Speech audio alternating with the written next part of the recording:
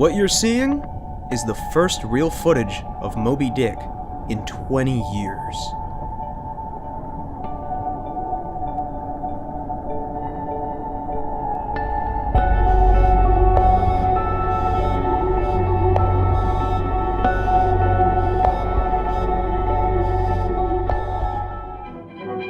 Would-be Captain Ahab's a whaleboat that pursues the infamous Moby Dick. Porpoises, an omen of good luck, lead the way. Then suddenly,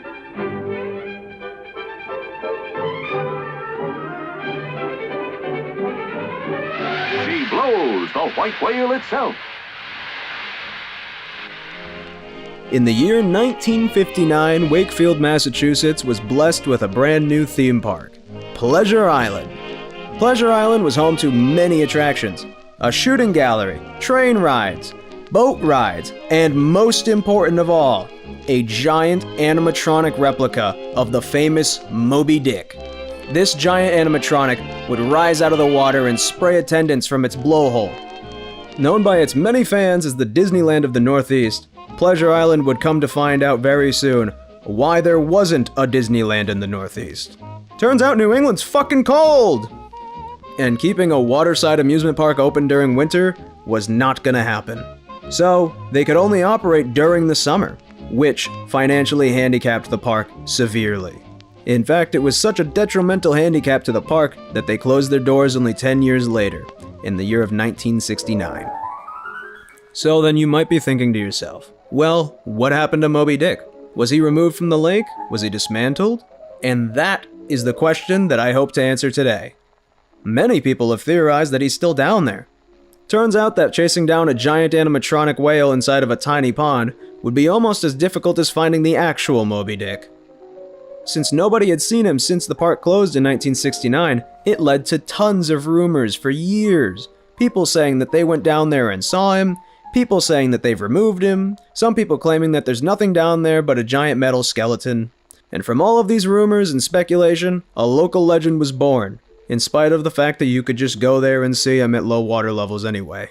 However, after 2005, you couldn't see him from the surface anymore, which led a lot of people to think that he had finally actually been removed from the lake or just completely collapsed into his rails. So since there's been no word on Moby Dick since 2005, I figure there's only one person who can finally put this mystery to rest. Me! And Max. So we went to Amazon and bought a $500 underwater drone. With a 1-hour battery life. We didn't know about that part. So, once the drone had arrived, we got in the car and head on up to Wakefield, Massachusetts to find the whale. There were some complications, of course. The drone was a little bit scary to use, and it had a tether that wasn't actually tethered to the ground. So, if the drone got tangled or lost or anything, we lost the drone. Our first course of action was to follow his tracks, hoping to find him on there, since that's where he'd likely be. After about a half an hour of searching, we realized why this drone was the cheapest one that was on Amazon, and we were starting to get worried that we'd never find him. However, that's when a miracle struck. You see, this drone was operated by using the touchscreen on my phone, and when a drop of water got on my thumb, it stayed there in the down position, sending it lower than I had initially intended. But that's when we found something. A giant cylindrical shape. We couldn't believe what we were seeing on the camera. We had just found Moby Dick. We were the first people to see him in over 20 years. There was some confusion on whether or not it was him though, because there were all these holes alongside of what we had found. And we had never seen any pictures of Moby Dick with those holes before. I later on found that those holes matched up perfectly with old images taken from the other side of the pond. Those holes were a later addition, made to stop Moby Dick from floating off of his tracks like he would before. Even with this knowledge that it was definitely him, I still wasn't satisfied. The footage looked terrible, the water was murky, you could barely make out what it was, and everyone that I showed it to was pretty unconvinced. So, in an attempt to get better footage, I started planning out my next excursion to the lake. I rented a GoPro, made a custom GoPro mount with my grandmother. Hey Meme, what are we doing? We're securing the GoPro.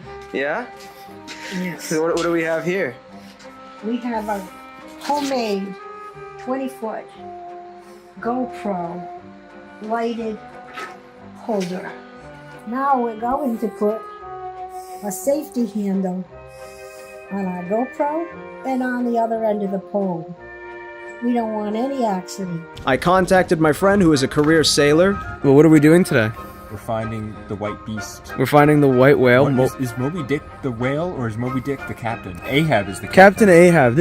You're the fuck you. You're a sailor, and you should know the story. I never read the book. And my other friend, who is Kyle. This is the new one. I installed a teardown for you. Why am I in film? And now with our boat and captain, we were ready to find him again. And that's when we were struck by the first setback. Yeah, just test it. God damn it! It's turned off. Wait, hold on. Wait, go back in. The GoPro immediately disconnects the second it enters the water. Meaning that we had to just poke and prod and hope and pray that we had actually got footage of him. What the fuck is the point? But this was not enough to demotivate us. We got our captain, put him in the boat, and pushed him into the water. And a few minutes later, security showed up and told us to get out. Permission to come ashore. Permission granted, Captain. Rendering my $25 boat and its captain completely worthless. And now we were actually pretty demotivated. We had no way to get out to the middle of the lake, so we just poked and prodded with the 20-foot GoPro arm, hoping that we'd stumble across him. It was depressing. We got no footage from this. But in our darkest hour, a ray of hope appeared from behind us. This is the owner of the Ghost of Pleasure Island Facebook group. He's incredibly knowledgeable about all things Pleasure Island and took us on a tour of the pond. Showed us where the rhino was, showed us where the dolphins were, and told us about the history of Moby Dick. But we weren't going to get anywhere by poking and prodding at the pond. So, after an information exchange, we all went home. But in spite of our lack of footage, we were still motivated to keep going and try again next time. A few weeks later, I had an idea. What if I bought another drone? This time, one with more than 1 hour of battery life. I went out and I bought this $1,600 drone with a promised 4 hours of use. It had 2. With this in hand, we were going to get that whale. So for one last time, we set out to Wakefield, Massachusetts to get the footage that we needed. So we calibrated the drone, threw it in the water, and started our hunt for Moby once more. And after about another half an hour of searching because we had forgotten where he was originally, we found him again. And we got some amazing footage.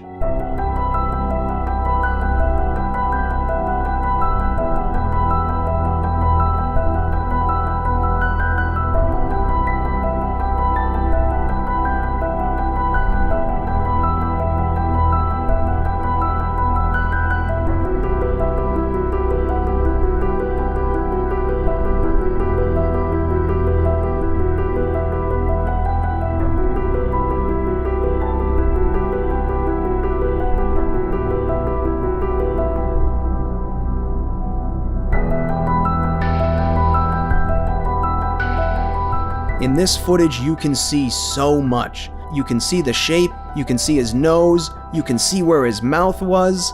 You can even see that he's still white towards the bottom of the pond. We even got the shape of his eye. This hunt was incredibly successful. We have so much footage, all of which will be linked in the description. All of this has led me to a conclusion that there is still hope for Moby Dick to be rescued from this lake. While he has sunk into his tracks, he isn't in an unsalvageable state. Only a few pieces are missing, but overall he seems to be in decent condition given the circumstances. So if anyone wants to either drain the lake or get a massive crane or something to pull him out, it's certainly possible to save him. And thankfully, we found someone who might do just that. But that's a story for later. Moby Dick isn't the only mystery that pond has to offer. While we were searching for him, we accidentally stumbled upon something else. There might be more down there than we think.